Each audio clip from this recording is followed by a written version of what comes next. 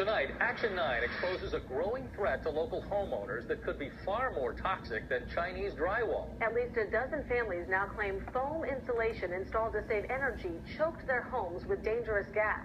Some have been forced out, and Todd Ulrich found they're taking legal action now against companies they claim ruined their lives.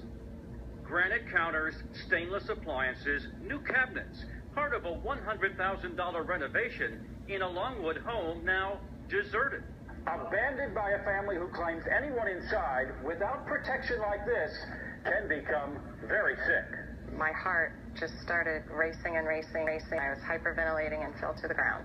Cynthia and Robert Gibson's renovation included this foam insulation shot into the attic and walls to cut the power bill. This would save you money. Absolutely.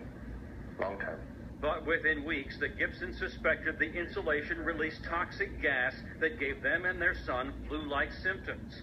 A doctor told them to get out now. Everything just kept getting worse and worse, and finally we just left. We just couldn't take it anymore. A testing company discovered risky levels of formaldehyde and other gases. It's highly toxic. That's how they categorize it, highly toxic. Action 9 found at least a dozen local families now blame foam insulation makers and installers for poisoning their homes. Are these companies putting homeowners in danger? Yes, physically and financially. Attorney Vincent Bravado represents 5 local families and will file lawsuits claiming poorly installed foam released dangerous gas.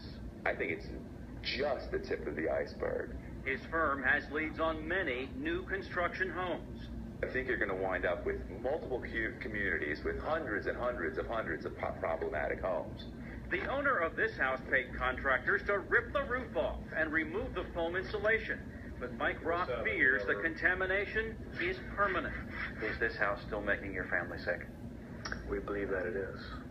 In response, the American Chemistry Council told us health and safety are top industry priorities and spray foam is highly effective insulation. It could not comment on the lawsuits. And now we're just hoping and praying that somebody will help us.